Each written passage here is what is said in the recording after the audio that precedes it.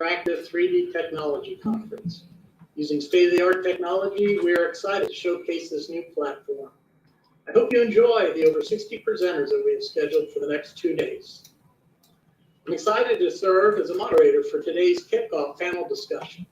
South Florida back in the spotlight as a tech and innovation hub, 40 years in the making. Hard to imagine that over 40 years ago, a group of engineers working for IBM in Boca Raton, Florida, created the first personal computer.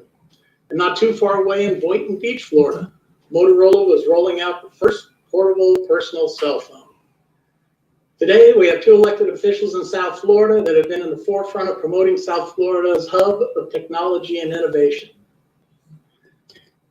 First, I have the Honorable Scott Singer, Mayor of Boca Raton. He has served as mayor since 2018. His agenda also includes advancing a healthy economy through increased business development efforts and keeping taxes low while enhancing an already best-in-class public safety. Welcome, Mayor Singer. Thank you so much, Cecil. And then joining us shortly, actually he's with us already. He's going to be a little late, but he's here with us. Joining us now is Broward County's Vice Mayor, Michael Udine. Serving as a county commissioner since 2016, he was elected vice mayor in 2020. During his terms, he has focused on expanding opportunities for small business, attracting new industries to our community, and public safety. Gentlemen, I want to welcome you today and thank you for taking time out of your extremely busy schedules to talk a little bit about the future of technology in South Florida. You know, to our south, Suarez has been active on social media and in the press and putting billboards up in other cities to try to encourage what we're starting to see as a kind of a new resurgence of not only technology but finance companies to South Florida. So with that, I'd like to give each of you about 5 minutes or so just to talk a little bit about maybe the background of technology in your community, kind of some of your ideas and thoughts, and we'll kind of kick off there. And with that, you know, I'm going to start with Mayor Singer, because you're kind of the birthplace and up there in the birthplace of technology for South Florida. So, Mayor Singer. Well, thank you. I love the way you put that, because I often tell people that that Boca Raton was the birthplace of the IBM personal computer, which for some younger people don't appreciate how transformative that was in the 1980s. They have computers actually in people's homes, and IBM really set that stage. I have 4 computers on my desk now with 2 iPhones, this desktop and an iPad all right here, but we can't appreciate what that meant. But innovation has been in our history, and it's part of our core. IBM set up stakes here in the 1960s and brought with that a whole wave of innovation, not just to Boca, but all to South Florida. And it helped advance our city from what was a more resort community, much smaller, to the thriving metropolis it is. We're a city of 100,000 people, but we have a business strength of a much larger city. We punch above our weight. And in technology, it's no different.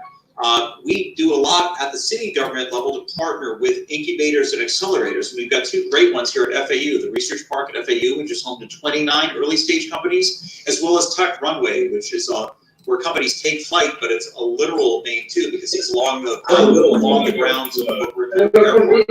This customs facility is giving us another reason to attract businesses here. Tech Runway has helped produce 93 companies and hundreds of jobs that have come out of there since it started, and that's really a tremendous boom, not just for Boca Raton, but the entire region. Yes, of course, as mayor, I want to see as much of that talent stay as Boca. But one of the reasons I'm so happy to be talking to you, Cecil, and with my friend Vice Mayor Udine, is that we're really working on regional efforts. The Vice Mayor and I met with Mayor Suarez and Mayor Gonzalez from Fort Lauderdale just a couple months ago, really to kick off a more integrated regional response. And we love to see what we're doing. I'm not only just trying to keep up with Mayor Suarez, which is a very hard feat on Twitter, but Vice Mayor Udine, who is actively tweeting there. It's his hashtag of 305-954-561 that's making the rounds, because it is part of the whole South Florida community. People say they're coming to Miami, but they may not come to the city of Miami alone.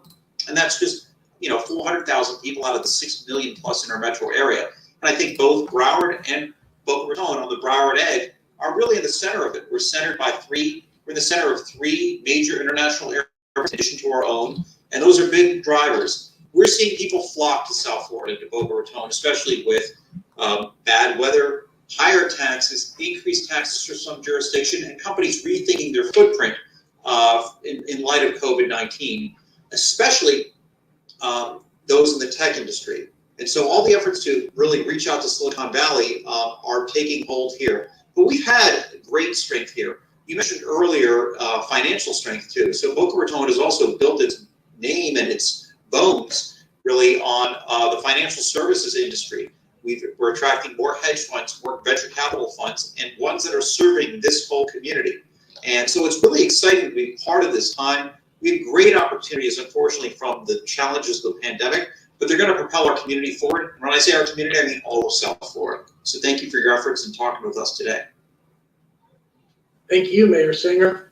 Yeah, speaking of social media, I don't think any of us can keep up with Mayor Suarez and Vice Mayor Udine. My goodness, every time I turn around, he is on there. I don't know how you have time to be the Vice Mayor because he spent a lot of time, but that's great because it's promoting our area. So tell us more about your efforts and kind of your vision of what and where we can go.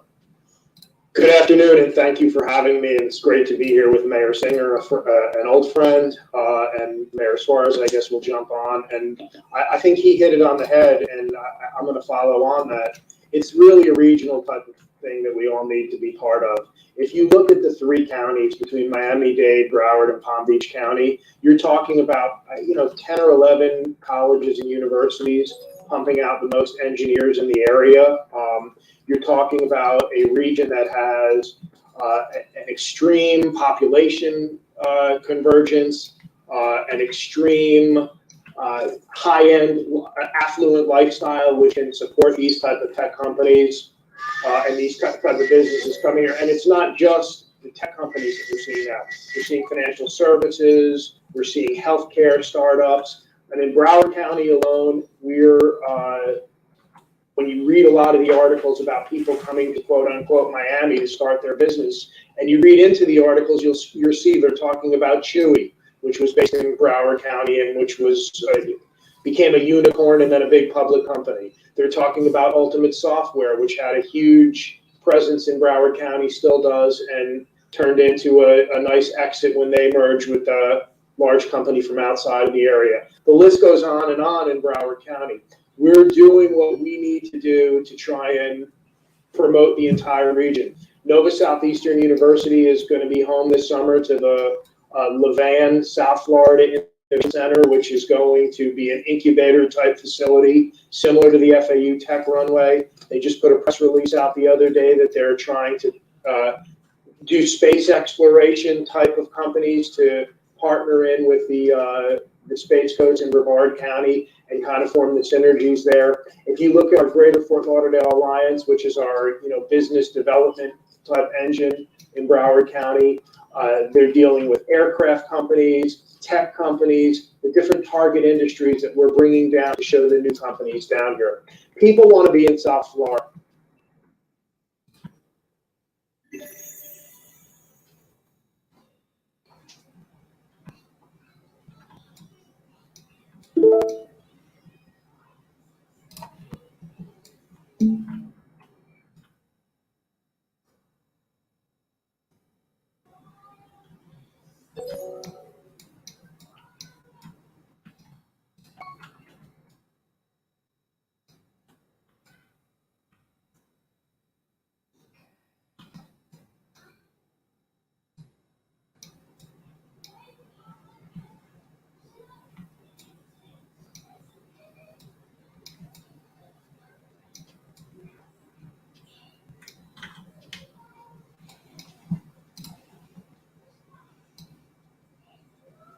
Hi, my name is Rich Leon. I'm the Chief Information Security Officer at Memorial Healthcare System.